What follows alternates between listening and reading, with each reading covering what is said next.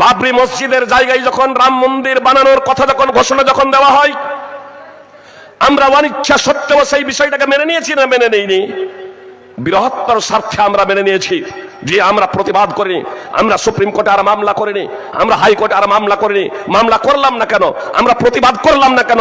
সুপ্রিয় ভাই এবং বোন, ওলামায়ে কেরাম বুঝেছেন শান্তি শৃঙ্খলা যে একটা মসজিদকে নিয়ে যদি সার্বিকভাবে যুগ যুগ ধরে যদি রাজনীতি চলে, মানুষ যদি খুনোখুনি হয়, রক্তপাত হয়, তাহলে এ প্রয়োজন নেই।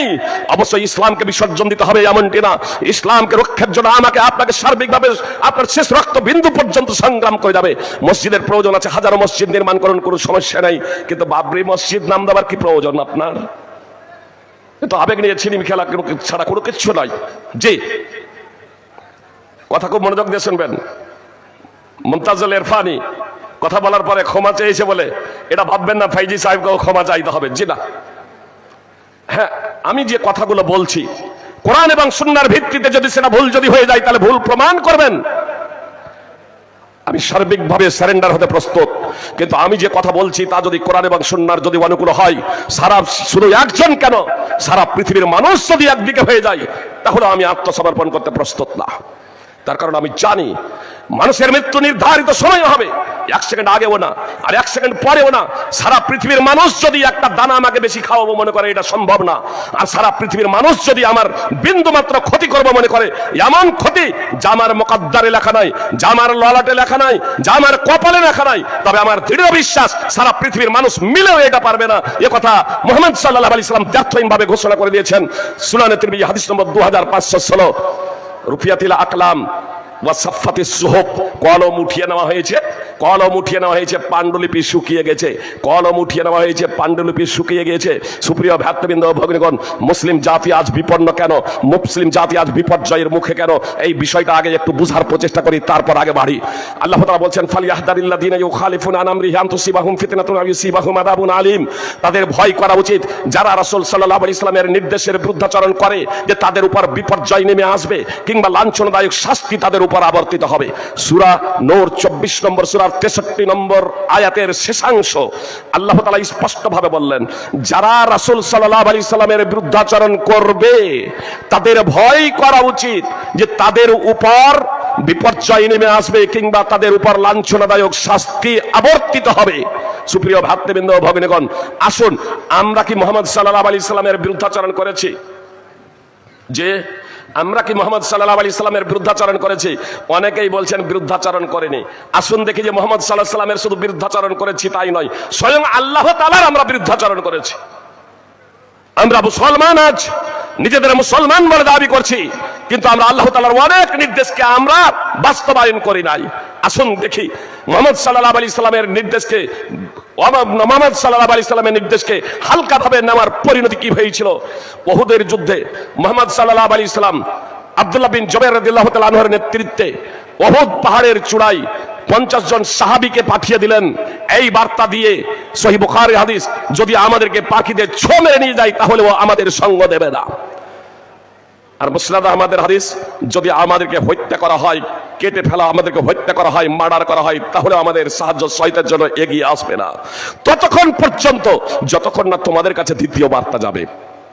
আর যদি দেখো যে আমরা শত্রুদের পর্যদস্ত করেছি, শত্রুদেরকে পদদলিত করেছি, পরাজিত করেছি, তারা যুদ্ধের ময়দান ছেড়ে পালাচ্ছেন, তাদের ছেড়ে যাওয়া গনিমতের মাল আমরা সংগ্রহ করছি, তাহলেও তোমরা সঙ্গ দেবে না গনিমতের মাল সংগ্রহ করার জন্য ততক্ষণ পর্যন্ত যতক্ষণ না তোমাদের কাছে দ্বিতীয় বার্তা যাবে।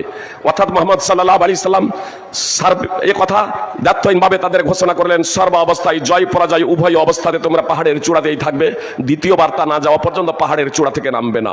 উহুদ যুদ্ধের প্রারম্ভেই ইসলামের জয় জয়কার, ইসলামের জয় জয়কার। মুশরিকরা যুদ্ধের ময়দান ছেড়ে পালাচ্ছে, তাদের ছেড়ে যাওয়া গনিমতের মাল সাহাবায়ে কেরাম সংগ্রহ করছেন। পাহাড়ের চূড়ায় যারা ছিলেন তারা এবার আপসে বলা বলি করছেন, আর কিসের অপেক্ষা? এখন আমরা যাই, আমরাও গনিমতের মাল সংগ্রহ করি। যিনি আমির ছিলেন, যিনি নেতা ছিলেন, তিনি স্মরণ করিয়ে দিলেন মুহাম্মদ সাল্লাল্লাহু আলাইহি সাল্লামের অমিয় মুখ নিঃসৃত বাণী, আনাসিতুম মা ক্বালা লাকুম রাসূলুল্লাহ সাল্লাল্লাহু আলাইহি সাল্লাম, তোমরা কি ভুলে গিয়েছো রাসূল সাল্লাল্লাহু আলাইহি সাল্লামের অমিয় মুখ নিঃসৃত বাণী? মুহাম্মদ সাল্লাল্লাহু আলাইহি সাল্লামের এই বাণী স্মরণ করিয়ে দেওয়া সত্ত্বেও পাহাড়ের চূড়া থেকে সিংহভাগ সাহাবী নেমে গিয়েছিলেন। পরিণতি কি হয়েছিল আপনাদের সকলেরই জানা। জয় যুদ্ধ বিজয়ের রূপ ধারণ করেছিল সাময়িকভাবে, 70 জন সাহাবী শহীদ হয়ে গিয়েছিলেন। হয়েছিলেন, স্বয়ং মুহাম্মদ সাল্লাল্লাহু আলাইহি ওয়াসাল্লাম আহত হয়েছিলেন, মুহাম্মদ সাল্লাল্লাহু আলাইহি ওয়াসাল্লামের পবিত্র দাঁত ভেঙে গিয়েছিল। সুপ্রিয় ভাই এবং বোন, সহিহ বুখারী হাদিস নম্বর 3039 এবং 4043, মুসনাদ আহমদ হাদিস নম্বর 2609। এই প্রেক্ষাপটে আল্লাহ তাআলা পবিত্র কোরআনে আয়াত অবতীর্ণ করলেন, ওয়ালা তাহিনু ওয়ালা তাহজানু আনতুমুল আ'লাউনা ইন কুনতুম মুমিনিন। তোমরা হীন মনোবল হয়েও না, তোমরা সাহস হারা হয়ে যেও না, তোমরা দুঃখিত হয়েও না, তোমরাই বিজয়ী হবে, তোমরাই জয়ী হবে যদি তোমরা ঈমানদার হও। সূরা আলে ইমরান 3 নম্বর সূরার 139 নম্বর আয়াত। সাহাবায়ে কেরাম ঈমানদার ছিলেন না? ঈমানদার তো। তারপরেও এই কথা কেন বললেন যে তোমরা যদি ঈমানদার হও তোমরাই বিজয় হবে, তোমরা যদি ঈমানদার হও তোমরাই জয় হবে? কি করেছিলেন? মুহাম্মদ সাল্লাল্লাহু আলাইহি সাল্লামকে রাসূল হিসেবে মানবেন না এমনটি তাদের কথা তো ছিল না, রাসূল হিসেবে মানেননি এমনটিও নয়। মুহাম্মদ সাল্লাল্লাহু আলাইহি সাল্লামের একটা নির্দেশকে হালকা ভাবে নেওয়ার পরিণতি কি হয়েছিল? যে মুহাম্মদ সাল্লাল্লাহু আলাইহি সাল্লামের একটা নির্দেশকে হালকা ভাবে নেওয়ার পরিণতি হলো বিজয়ী যুদ্ধ পরাজয়ের রূপ ধারণ করলো। আজকে আমরা আল্লাহ তাআলার হাজার হাজার নির্দেশকেও বাস্তবায়ন করি না, স্বয়ং মুহাম্মদ সাল্লাল্লাহু আলাইহি সাল্লামের নির্দেশকে বাস্তবায়ন করি না। মুসলিম জাতি বিপন্নের সম্মুখীন হবে না, মুসলিম জাতির উপরে বিপর্যয় নেমে আসবে না? মুহাম্মদ সাল্লাল্লাহু আলাইহি সাল্লাম বলেছেন, ওয়ালাম ইয়ানকুদু আহদাল্লাহি ওয়া আহদা রাসূলিহি ইল্লা সাল্লাল্লাহু আলাইহি ওয়া মিন গায়রিহিম ফাআখাযু বাযা মা ফি আইদিহিম ওয়া মা লাম তাহকুম আইম্মাতুহুম বিকিতাবিল্লাহি ওয়া ইয়াতাখায়্যারু মিম্মা আনজালাল্লাহু ইল্লা জাআলাল্লাহু বাসাহুম বাইনাহুম। সুনানে ইবনে মাজাহ হাদিস নম্বর 4019। রাসূল সাল্লাল্লাহু আলাইহি ওয়াসাল্লাম বলেছেন, যখন জাতি আল্লাহ এবং তার রাসূল সাল্লাল্লাহু আলাইহি সাল্লামের চুক্তি লঙ্ঘন করবে তখন আল্লাহ তাআলা বিজাতিদের বিধর্মীদের তাদের উপরে শাসক বানিয়ে দেবেন। মুসলমান ভারত শাসন করেছে না করেনি? 700 বছর, 700 বছর মুসলমান ভারত শাসন করলো। তারপরে এখন মুসলমানরা নিজেদের অস্তিত্ব নিয়ে সংকটে ভোগে কেন?